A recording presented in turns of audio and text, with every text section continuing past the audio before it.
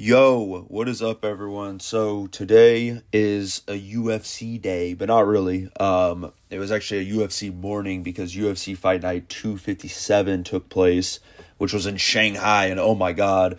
But besides that, I'm going to be starting a new series, which is going to be called Was It Entertaining? Which it isn't going to be with just UFC shit. It's going to be with multiple things if I decide that, but overall, it's probably going to be UFC content. So, welcome to the first episode of Was It Entertaining? UFC Dana White Contender Series and UFC Fight Night 257. So, basically, I'm just going to go through the first card of the Contender Series, or the first fight, go into the main event, telling you if it was entertaining, pretty much giving all my thoughts on every fight, and then going to UFC Fight Night 257, Shanghai, and starting with the prelims, going to the main event, ending it there, and telling you if that was entertaining. So starting with the first fight on the Contender Series, we have Jimenez versus Cusio, which, I mean, pretty much overall, it was a great fight. I mean, great finish from Jimenez.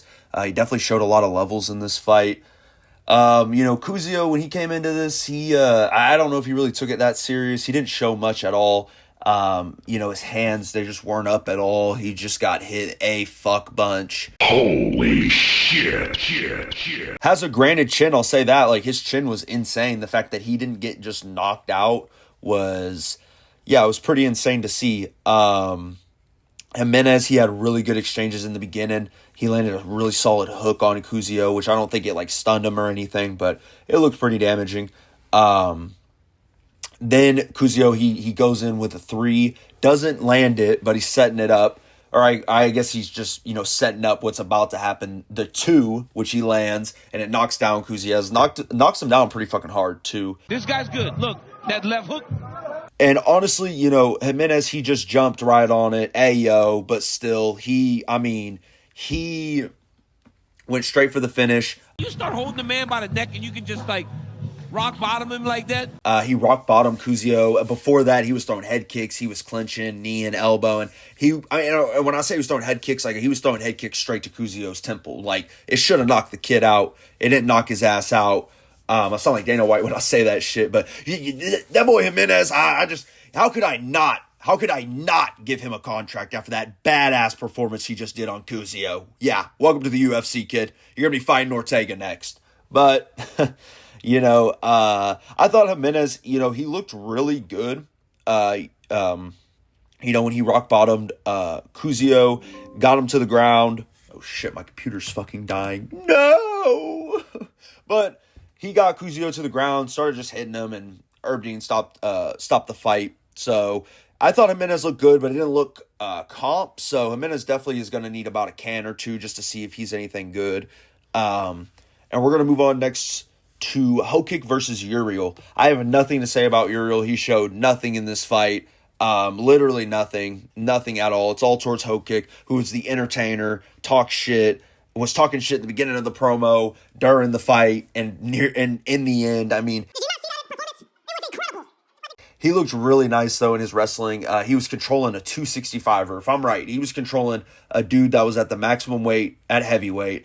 And, it's crazy because he's 225. Bro should be a light heavyweight, but he's not. And I honestly respect that because I feel like with heavyweights, you can be 240, 230, 220 and still whoop ass, which I may be wrong, but I don't know, man. Hokik, he looked really good. Every time that Uriel tried to get an escape or just try to get, some areas to breathe, Hokik would just say no, especially against the fence. Hokik would kick off with his leg. It was really smart what he was doing, and kind of pick up Uriel and drop him to the ground, making it really tiring for Uriel and just adding a bunch of fucking pressure. It just, there wasn't a whole bunch of striking throughout the fight, but Hokik was really more worried about tiring this guy out, which he did, because near the end of the round, Hokik realizes he can finish the dude. He has top half guard. He starts punching Uriel. Uriel's not doing shit. The round ends and Hokik starts, getting in the guy's face, probably giving him some Strickland talk, you fucking dirty Brazilian, you motherfucker. But I'm the real fucking American, you fucking shot. But, the round starts. Hokick, he gets the takedown, gets to the position where he needs to be, starts landing elbows. Uriel doesn't do shit, moves away, and I mean, yeah, Oh, that was nice. Out of there. It's over. Hokick, he's pretty or Hawk Kick, whatever the hell, he's pretty promising. Supposedly one of Pico's boys. But he could just be another Strickland or Joe Pyfer, where it's like, he talks shit and that's really all he can offer. Strickland was champ, but a lot of people like to shit on that, but that's a different story. So we move on. Sakamura versus Lee Scott. I mean, overall, this fight was okay. Lee Scott, I'll start with him. He just, it took him a little bit to, I guess, flow into the fight and to become like the aggressor that he is, because when he really got into the state of, his striking and letting his hands go and his knees and his kicks, he really did a lot of damage to Sakamura, while Sakamura just had nothing, no answer. His jabs were weak. Mainly everything he did. He had okay kicks, I guess. But, overall, he was just a heel hook spammer. And then once I saw, who was in his corner, I knew damn well, man, this man, he got sent straight from Ryan Hell, because that's what the fuck we're going to call him, because god damn, dude, like, how do you just let this dude keep doing fucking leg attacks that just don't work at all? But that's it that Sakamura could show. Lee Scott, I thought Lee Scott looked really good when it came to the Muay Thai and the clinching. And then it gets to the end of the third round. Lee Scott throws a teep to Sakamura's body. It hurts him. Sakamura starts turtling up, I guess, shelling up, if you want to say, and Lee Scott just goes off, drops him, and the fight's over. I thought this was, a mental fight, in my opinion, where, like, Sakamura just wasn't confident in his ability at all, especially when Lee Scott was, in the striking exchanges. But while Lee Scott, he like missed weight and he was rewarded with this fight still, with a contract and stuff. It's not a problem, but I just think that, his opponent didn't show much at all. He missed weight. I honestly, in my opinion, it's cool seeing him get a contract, but I think he could have maybe got one more fight on weight, just because we're having so many weight issue problems. But besides that, it was a really good fight. And, it was a good fight on the feet, a good technical striking match.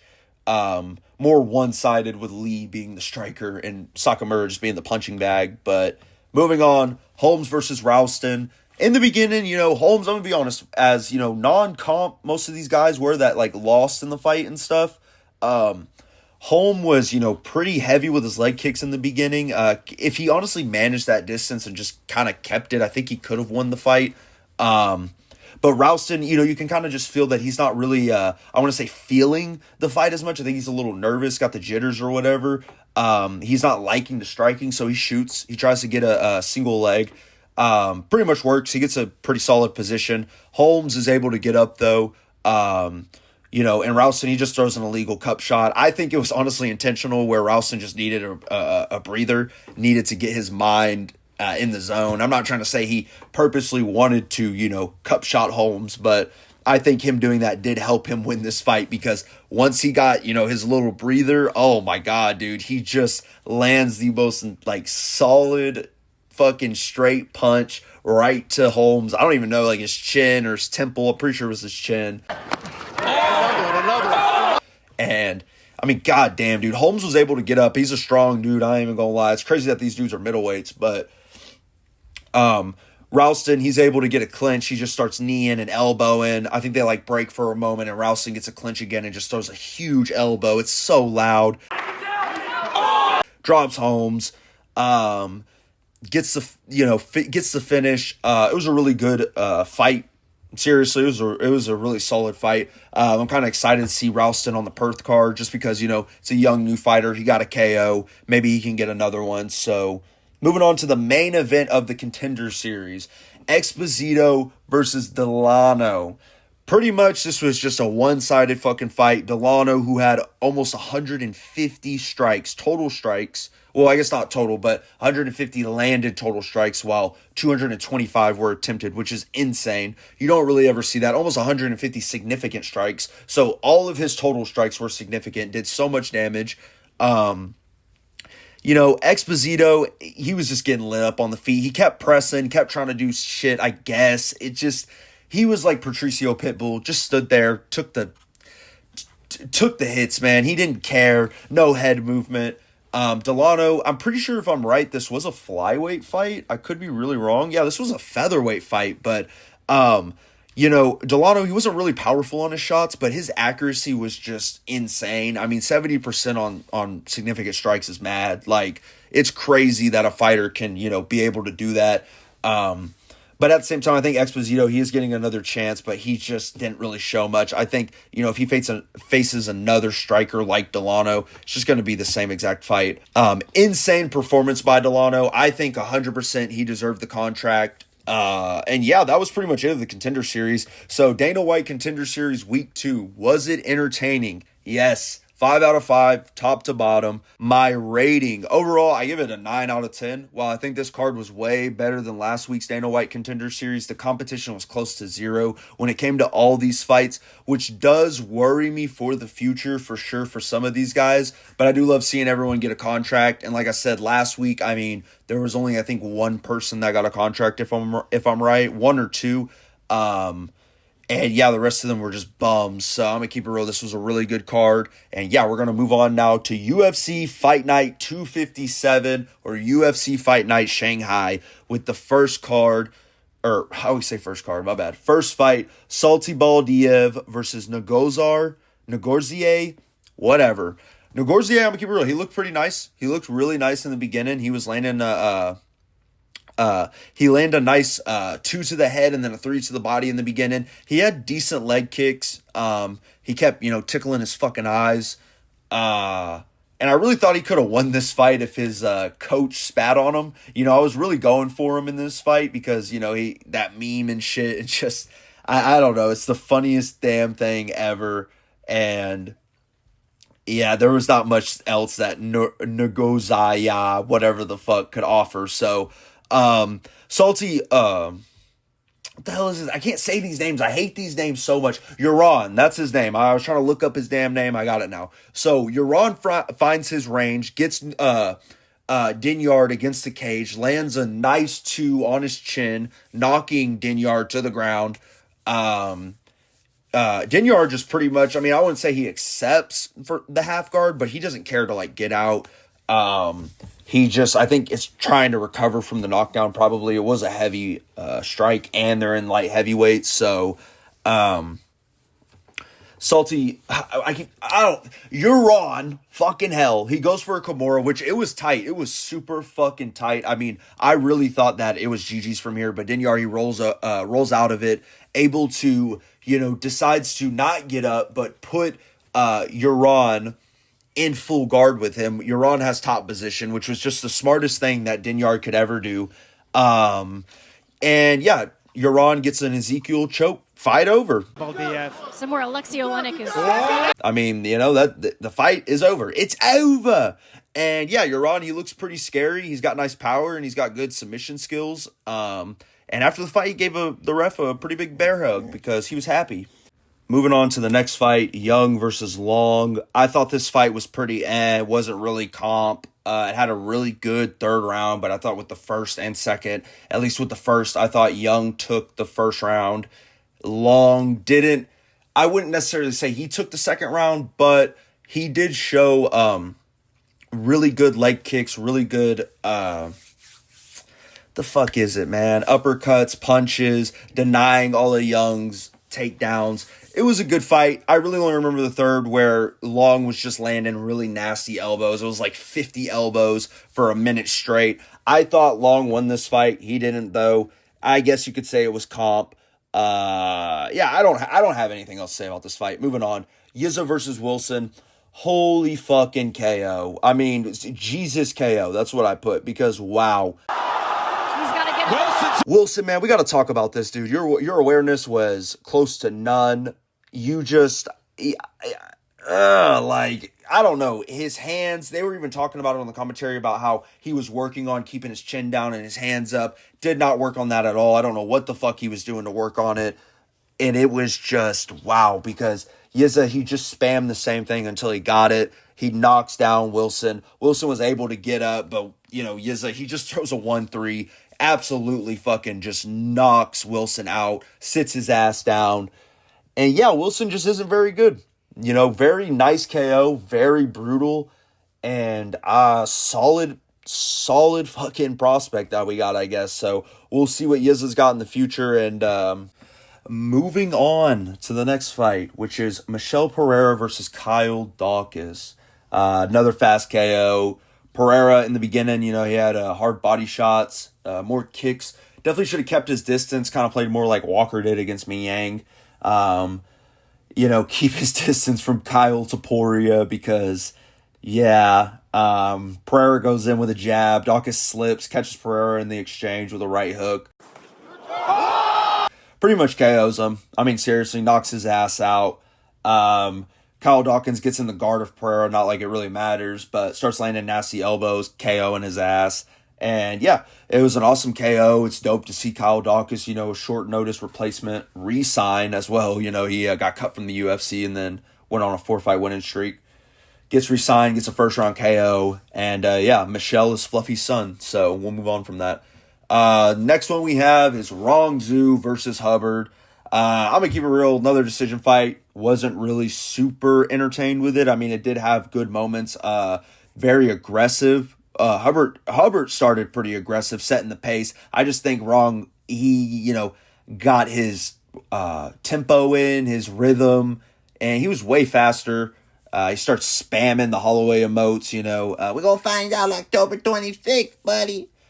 It's kind of cringe, but, at the same time, I still respect it. I think at the same time, Holloway, he changed the game. So, other people that do it, it's not really them being Holloway. I think it's just more of, them wanting more of a dogfight, which I respect. Hubbard, he pulls down Rong Zhu's pants. Luckily enough, he doesn't get his butt crack shown, though.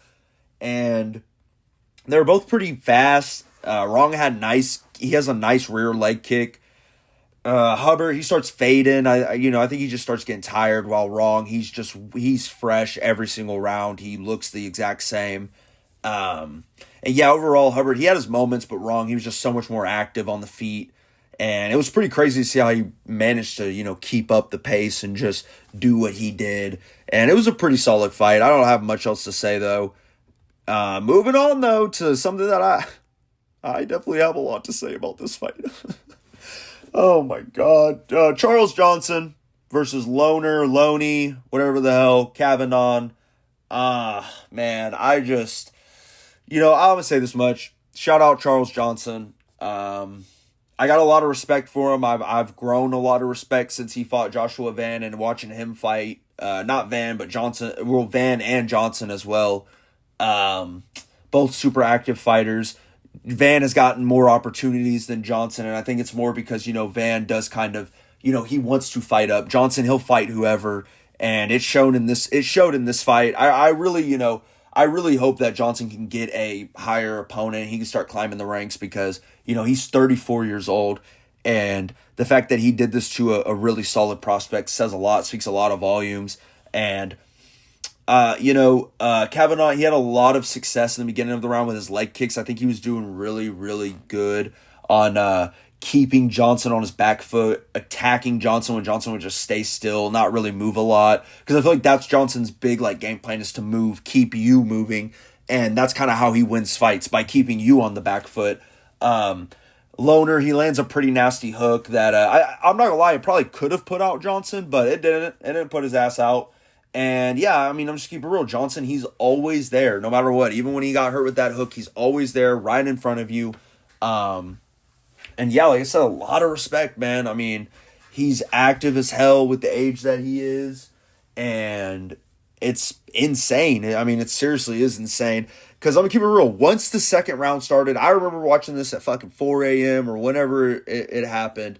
And I thought Loner was winning. I thought Loner was doing way better on the feet. And, dude, no, he was not. Because the second round, Charles Johnson got comfortable. And holy hell, bro. I mean, he just started, it wasn't really getting comfortable in the wrestling exchanges because Loner was kind of babying him in a way. Just kind of showing him that he's better in the wrestling. But when it came down to the feet and the striking exchanges, oh, my God, dude. Charles Johnson, he just started landing I would say it was a straight in the beginning, but he started, setting up that left hook in a way.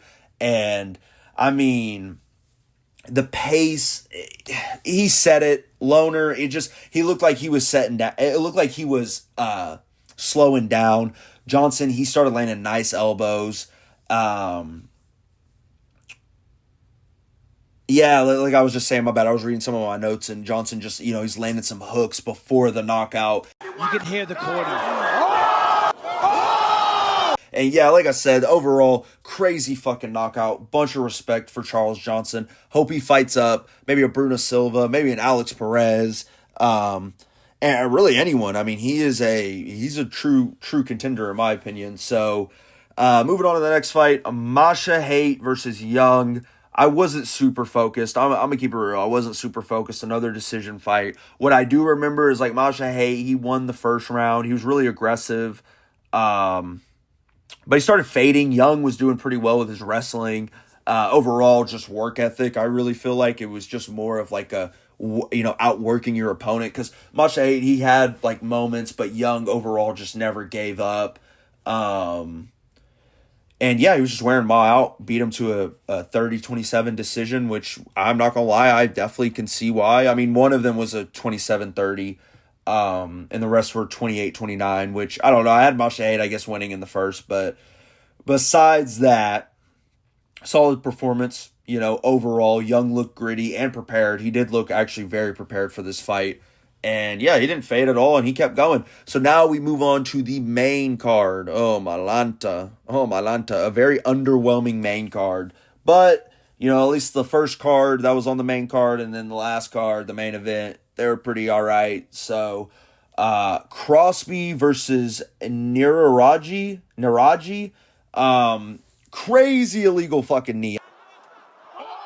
I mean, oh my God, dude. And we're not talking like Aljo versus Yan knee. Like, we're talking like a devastating knee that really, I mean, I don't know how Goddard. I was watching a Guru go over the fights and stuff, and dude, oh my God. I completely agreed with Guru whenever he said, Mark Goddard should have gave the guy a 5-minute break. They'll give fighters 5-minute breaks on eye pokes, but you get knee to the fucking face, and I guess you're just not going to get a 5-minute rest. Crosby for not taking the DQ. I mean, he really should have, like 100%. I think Goddard should have stopped the fight. Crosby's probably a paid actor. I'm just going to keep it real because, like, how the fuck? I don't know. But in the beginning of the fight, it was a bad takedown. It leads Crosby to go into his guard in a rubber guard position for like a minute or so. And then, Najari, he lands nasty ground and pound. He starts landing it. They start like kind of just chilling for a minute or two in guard. And he starts landing nasty fucking elbows. And then I guess Crosby or Narubia, whatever the fuck, he's trying to get up. I don't know. And he just throws the most illegal fucking knee ever. And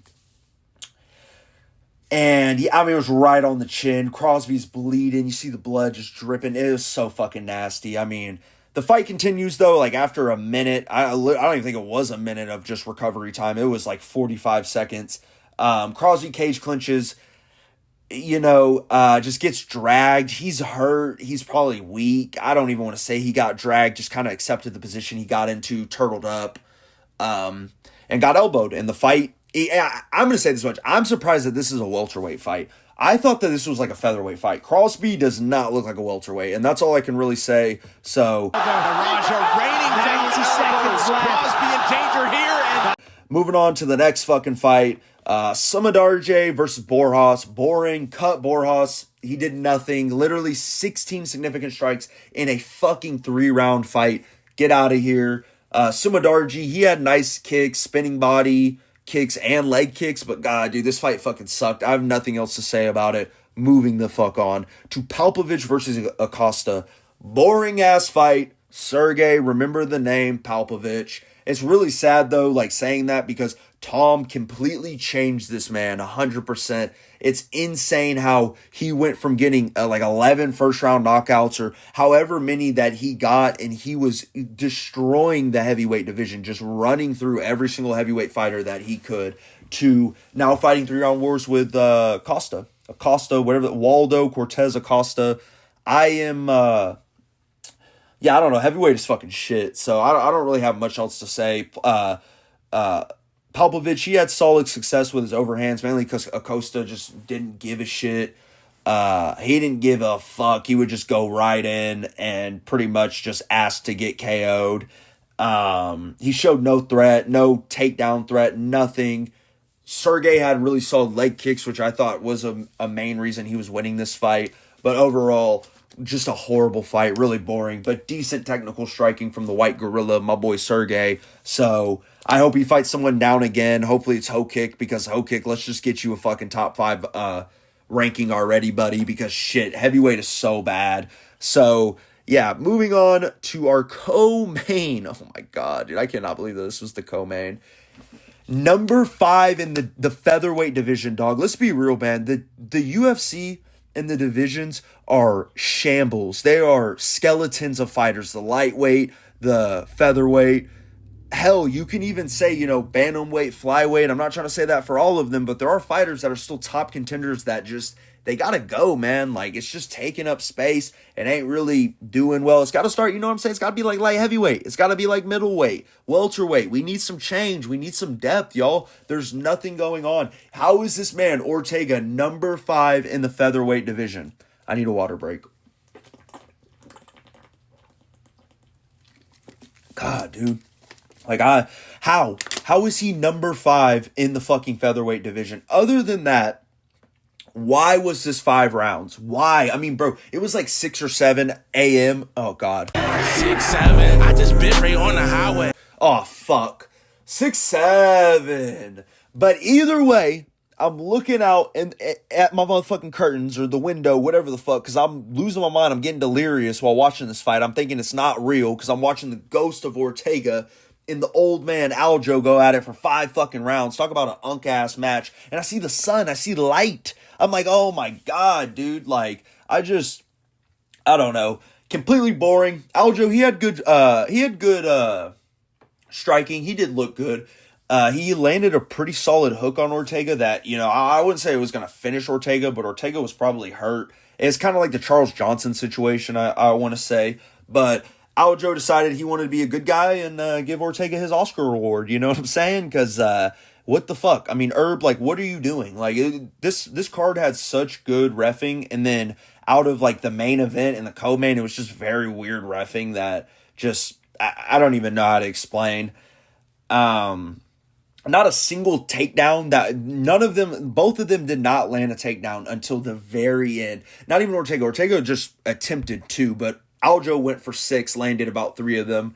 And insane. Like, this was just a moment where, grapplers, they look at each other and they decide, we're going to strike. And yeah, no, wow. Oh my God, please just stick to the strike or the grappling next time. Please, dear God, just let's see submissions.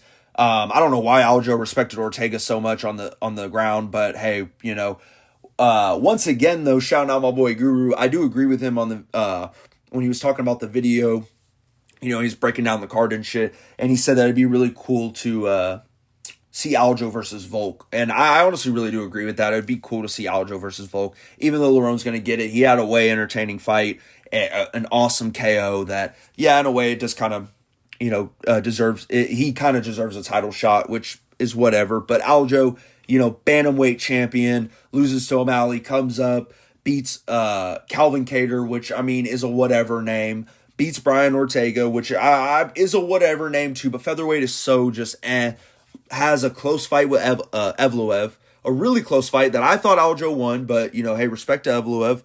And yeah, I think that Aljo should 100% get the title fight. He's probably not going to. He's probably going to be underrated for the rest of his career because that's kind of how he's always been. He has a super underrated resume. And yeah, people are always going to be Jan fans and they're always going to, put Aljo in the shadows and shit. But Aljo is one of the greats and you have to put respect. You have to give respect when respect is due. And if he beat O'Malley, he would have been one of the best bantamweight champions, if not the best bantamweight champion of all time. And yeah, much respect to Aljo though. Boring fucking fight, but hey, I mean, it's really just Ortega I don't know. Ortega, like, what does he even do? What does he even do? Shout out the meme. But moving on to the main event of this card. Oh, man. Johnny Walker versus Zhang Mi Yang. 感谢我的国家，感谢青岛新疆，感谢安踏集团，感谢翔哥，翔哥生日快乐。 Right in the beginning, Walker, he shoots, terrible takedown, gives up, he gives up, lays on his back in a full guard position. They're about in, full guard for maybe about a minute or two. They get up. Mi Yang, whenever he has Walker up against the cage, he has some pretty solid exchanges. But, Walker, I'm going to be real. Walker had a really smart game plan going into this. I don't know if it's because Volter's the one that has the brain, but, it's definitely not Eric Nixick who has the fucking brain, that's a whole other topic, but it's probably Volter that did, telling him to play at distance, kick, and cage clinch, get clinch when you have the moments, because that's really what Johnny Walker did. And then, Johnny... they were clinching up. Zhang, he had pretty solid knees. They weren't nothing damaging, but Johnny Walker, being the fucker that he is, he has to throw some stupid flying knee. Doesn't work at all. They break from the clinch. Johnny Walker, he only throws about, I want to say about 2 or 3 leg kicks in the first round, and they don't really start adding up eventually, but you can tell that they are hurting Mi Yang, for real, because they're loud, and it's light heavyweight. They definitely hurt. And Mi Yang, he has those fucking fat ass tree trunk legs that... Yeah, it hurts to get kicked. It hurts when you got fat fucking legs like that. So, Walker, he's trying to shoot, trying to get a takedown. But he eats a real nice elbow from Mi Yang. I mean, Mi Yang, he was aggressive. When he landed, it was nice. I really wish he, knocked out Walker. But once again, Walker was doing really good and just moving and keeping distance. The fight ends. You see Sean Strickland's coach. You're like, oh, fuck, why is this guy, still alive right now? Not his coach, not Eric Nixick. I'm not talking about him. I'm talking about Johnny Walker. Why is Johnny Walker still breathing? Why is he not concussed? Or why is Johnny Walker still... God, dude, I'm just going to move on. Jesus Christ. Fuck! But... the second round starts. China, they're going, China, China, China. 大家觉得精彩吗？ But they don't realize that the unibrow freak, Johnny Anthony Davis Walker, is about to, he's about to score the biggest upset of everyone's fucking life. But, like I said, Walker, he just plays it very smart. He doesn't engage. And when he does, he's really smart about it, attacking Ming Yang's leg. And yeah, I mean, he just, he lands that one leg kick and he kills Mi Yang's leg. Seriously, it's one leg kick. Mi Yang is stumbling and then Walker adds another one. Mi Yang falls. Oh, goodness. So he goes back to a dominant. And then, it took about Johnny Walker maybe 100 or so ground and pound shots until, Mark Goddard got the, got the Herb Dean in him. I don't know. I guess Mark Goddard was smoking weed before that fight, so he was a little zoned out-ish. And, he stopped the fight. And, Walker, he's a gatekeeper. And I'm going to be real. I want to see him versus Jamal Hill. I want to see something. I want to see the rematch. And I definitely want to see Walker get the KO if he can. But who knows? So, UFC Fight Night 257 or UFC Fight Night Shanghai. Was it entertaining? Yeah, it was a pretty fun card. I'm going to keep it real. I did have fun watching this card. It was late as fuck. But overall, for me staying up like I usually do all fucking night, this was a pretty good all-night bender to, chill, watch, and goon to. And what was my rating of the card? I'll give it about a 7 out of 10. It was a really good undercard. The undercard was actually phenomenal in my opinion. I feel like it was kind of perfect. Even the decision fights, maybe they weren't as great. They still were interesting, though, with a lot of striking output. And not a whole bunch of grappling. For real, it's kind of crazy. There wasn't a lot of wrestling in this card at all. But the main card, it was it was once again devastating, just kind of underwhelming, drowned to death. Jason Voorhees coming out of the bottom of the lake, grabbing your ankle, pulling you down all the way with these boring ass decisions. But, overall, the main event, it was nice. And there's some nice finishes on the card. So that was it. That was my opinion. And that was, my rating of the card. What was your rating? Did you think the card was entertaining? I got really nothing else to say. My next video, I have no idea. I know I keep talking about the DBD shit, but overall, I'm probably just going to stream, do some gameplay stuff, and on my Was It Entertaining shit, I might do movie reviews. I really want to, because I watch movies all the time. I have a couple that I got bunched up right now on my notes that I may make videos on, but other than that, I may just stick to the game and shit. You know, I still got to get Silent Hill out. There's some Red Dead content and just a whole bunch of other shit that I do when I stream, which that's another thing that I guess leads me into this. If you want to check out more of my content, just go check out my Twitch. I have the link. Usually in the description of my videos, I put the link. Other than that, though, thank you guys so much for watching. I hope you guys have a great day, great night, whatever the hell. I just appreciate you guys listening to me ramble and fucking talk about UFC. I love UFC. And overall, I just love talking. I love being an annoying fuck. So, yeah, I really appreciate you guys. And I hope you guys have a great rest of your day, night, blah, blah, blah. And, yeah, see ya.